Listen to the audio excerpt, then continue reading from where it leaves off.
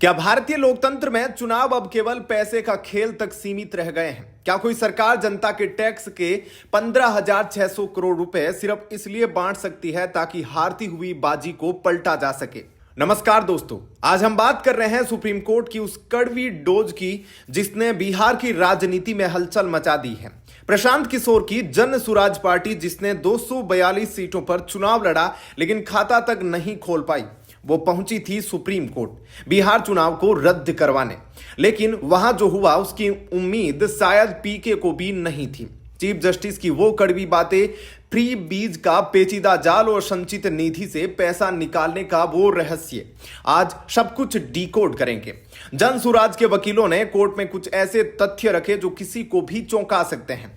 पहला आरोप, बिहार की करीब 1.5 करोड़ महिलाओं के खातों में 10-10 हजार ट्रांसफर किए गए। तर्क दिया गया कि उन्हें उद्यमी बनाना है, लेकिन टाइमिंग देखिए, ठीक चुनाव की दहलीज पर। आचार संहिता की धज्जियां, याचिका का दावा है कि जब राज्य में मॉडल कोड ऑफ कंडक्ट लागू था तब भी 35 लाख नई महिलाओं को इस स्कीम में जोड़ा गया। मशीनरी का खेल, आरोप है कि 1.80 लाख महिलाएं जो सरकारी स्कीम की लाभार्थी थी उन्हें पोलिंग बूथ पर ड्यूटी पर लगा दिया गया। सवाल उठा, जो सीधे सरकार से पैसा ले रहा है वो निष्पक्ष चुनाव कैसे कराएगा? अब बात करते हैं सबसे गंभीर कानूनी मुद्दे की। भारतीय संविधान के अनुसार सरकारी खजाने से एक भी रुपया निकालने के लिए अप्रोप्रिएशन बिल यानी कि विनियोग विधेयक पास कराना जरूरी है। जन सुराज का आरोप है कि बिहार सरकार ने बिना विधानसभा की उचित अनुमति के ये भारी भरकम 15,600 करोड़ निकाल लिए। अगर यह सच है तो यह सिर्फ चुनाव का मुद्दा नहीं बल्कि एक संवैधानिक फ्रॉड है। लेकिन क्या सुप्रीम कोर्ट इस पर सहमत हुआ? जब मामला जस्टिस सूर्यकांत और जस्टिस जॉयमाला बागची की बेंच के सामने आया तो माहौल बदल गया। कोर्ट ने जो कहा वो किसी भी नई राजनीतिक पार्टी के लिए एक बड़ा सबक है। पहला, नतीजों का इंतजार क्यों? सीजेआई ने तीखा सवाल किया, जब स्कीम लॉन्च हुई तब पैसा बंटा, तब आप कहां थे? क्या आप हारने का इंतजार कर रहे थे?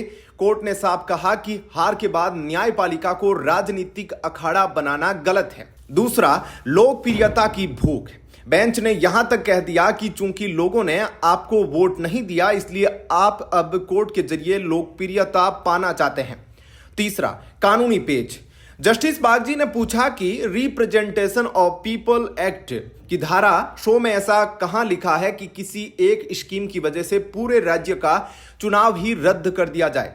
इस पूरे केस में एक शब्द गूंजा, लेबलिंग। वकीलों का तर्क था कि सरकार ने अपने 5 साल की नाकामियों को छिपाने के लिए चुनाव के वक्त पैसे की लेबलिंग कर दी, यानी विकास के बड़े गड्ढों को नोटों की गड्डियों से भरने की कोशिश की गई। लेकिन कोर्ट का नजरिया व्यवहारिक था। सीजेआई ने एक चुटकी लेते हुए कहा, अगर आप यानी जन सुराज सत्ता में होते तो शायद आप भी यही करते। यह दिखाता है कि भारत में फ्री बी या मुफ्त की रेवड़ियों की बहस कितनी गहरी और जटिल है। तो क्या प्रशांत किशोर का रास्ता बंद हो गया? बिल्कुल नहीं। सुप्रीम कोर्ट ने याचिका को डिसमिसल विदाउट प्री जस्टिस किया है। पीके अब पटना हाईकोर्ट जा सकते हैं। इलेक्शन पिटीशन, कोर्ट ने कहा कि आप हर विधानसभा क्षेत्र के लिए अलग अलग चुनाव याचिका दायर करें। पूरे राज्य का चुनाव एक साथ रद्द नहीं होगा। बड़ी लड़ाई जारी है। फ्री बीज का मुख्य धारा अभी भी सुप्रीम कोर्ट की 3 जजों वाली बेंच के पास पेंडिंग है। दोस्तों, सवाल तो जायज है, क्या चुनाव के वक्त बैंक खातों में पैसा भेजना जन कल्याण है या वोटों की खरीद?